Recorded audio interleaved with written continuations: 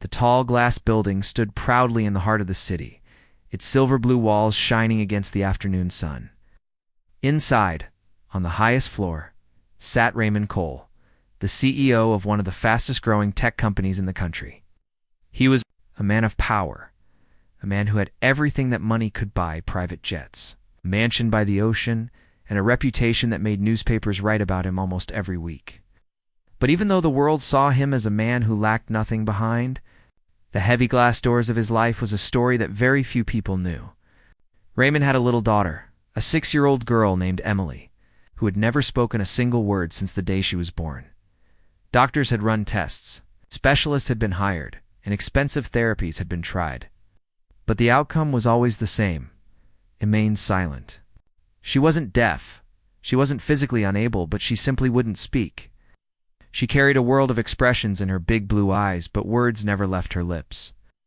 Raymond loved her more than his own life, but her silence was the one thing he couldn't control, the one thing his money couldn't fix. Every evening, when he came home from work, he would sit by her side, trying to talk to her. He would read her stories, show her pictures, or play her favorite piano melodies, but she only responded with quiet smiles or distant stares. Raymond had learned to live with that silence, but deep inside, he wished for nothing more than to hear his daughter call him Daddy. One Saturday afternoon, Raymond decided to do something different. He had been advised by Emily's therapist to let her spend more time with children her age, away from the controlled and guarded world of her wealthy mansion. So, against his usual strict routines, he took Emily to a public playground in a neighborhood far away from his mansion walls. His driver parked discreetly, and Raymond, dressed simply in jeans and a shirt, held Emily's tiny hand as they walked toward the playground. Children ran around everywhere, their laughter echoing in the warm air. Parents sat on benches chatting, while keeping a watchful eye on their little ones. Emily clung tightly to her father's hand, her eyes wide as she looked at the swings, slides, and merry-go-round. She was curious, but as always, she remained quiet. Raymond noticed that Emily didn't step forward to join the children, just stood there half hidden behind him, gripping his hand tightly. His heart sank a little. This was what happened every time. But just as he was about to turn away, a woman approached. She was tall, with warm brown skin and hair pulled back neatly into a bun. She wore a simple summer dress, and her smile was the kind that felt like sunlight, natural and genuine. Holding her hand was a little boy, about the same age as Emily. He was lively, with quick steps and a mischievous grin. "Hi," the woman said, glancing from Raymond to Emily. "She looks a little shy. My son used to be the same." Raymond, unaccustomed to strangers approaching him without recognizing his status, hesitated for a moment before nodding.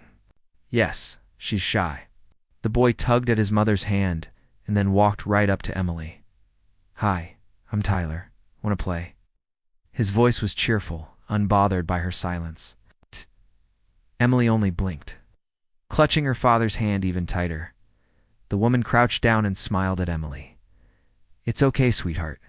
Tyler is very friendly. You don't have to talk if you don't want to. You can just play together." Emily looked at her father, unsure. Raymond bent down and whispered gently, "Go ahead, Pumpkin. Daddy will be right here." After a long pause, Emily took a hesitant step forward. Tyler didn't wait. He grabbed a toy bucket and shoveled from the sandbox and handed one to her. Without speaking, Emily sat down beside him. Together, they began to build a little sandcastle. For the first time in years, Raymond watched his daughter interact with someone outside of her own world. She didn't speak, but she smiled as Tyler chattered endlessly about castles, dragons, and superheroes. The woman sat down on the bench next to Raymond. "She's sweet. First time here?" "Yes," Raymond admitted. "I usually keep her at home. But the therapist suggested I let her be around more kids." The woman nodded knowingly. "I'm Monique, single mom. I bring Tyler here almost every weekend. It helps him burn all that energy." She laughed softly.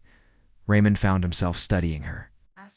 There was something unpretentious about her, something different from the wealthy parents he usually encountered at private gatherings.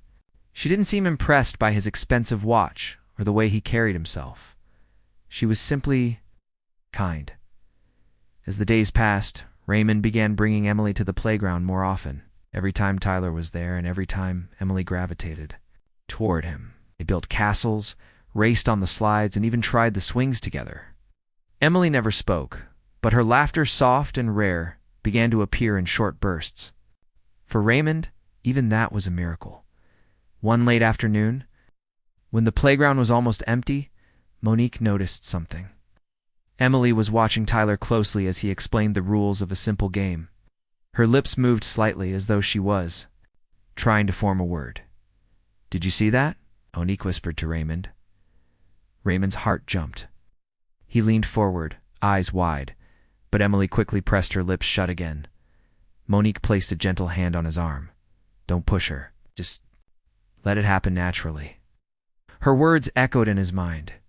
He had spent years trying to fix Emily with expensive treatments. Yet here was a single mom, with no resources like his, teaching him the value of patience and natural connection. Weeks turned into months. Emily's attachment to Tyler grew. Stronger, he seemed to understand her silence in ways even adults couldn't. He would slow down his words, repeat actions, and sometimes just sit quietly beside her when she didn't want to play. Their bond was effortless. One chilly autumn day, the moment that Raymond had been waiting for finally arrived. Emily and Tyler were playing near the swings. Tyler had built a small tower of leaves and pretended it was a magical castle. "Say it's magic, Emily," he shouted playfully. "Say it." Sitting on the bench with Monique, felt his chest tighten. Emily froze, her eyes wide, her little hands trembling slightly. Then, with a shaky breath, she whispered, barely audible but clear enough, "Magic." Raymond stood up in disbelief. His heart raced. "Emily, you spoke." His voice broke. With emotion, Emily looked startled at first, but then Tyler clapped his hands and shouted, "See? You can talk. I told you."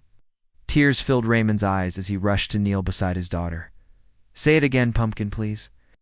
Emily looked at him, and for the very first time, she smiled while forming the word, "Daddy." Raymond's world stopped. The word he had been longing to hear for 6 long years had finally been spoken. He pulled her into his arms, sobbing openly, not caring who saw. Monique stood quietly nearby, her own eyes glistening with tears. From that day on, Emily's world began to change. Words started flowing slowly, first small whispers, then short sentences.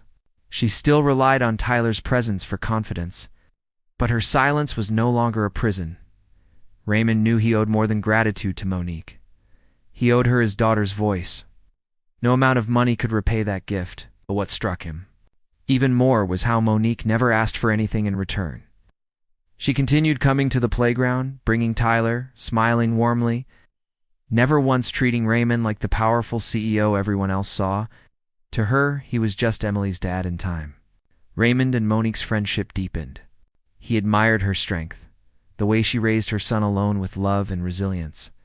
She admired his devotion to Emily, seeing the tender father behind the powerful man. In Emily she had found not only her voice, but also a bond that would stay. With her forever, the city would never know the story behind the CEO's daughter's first words. They would never know that it wasn't doctors, money, or therapies that made the miracle happen. It was simply the patience of a little boy, the warmth of a single mother, and the magic of human connection.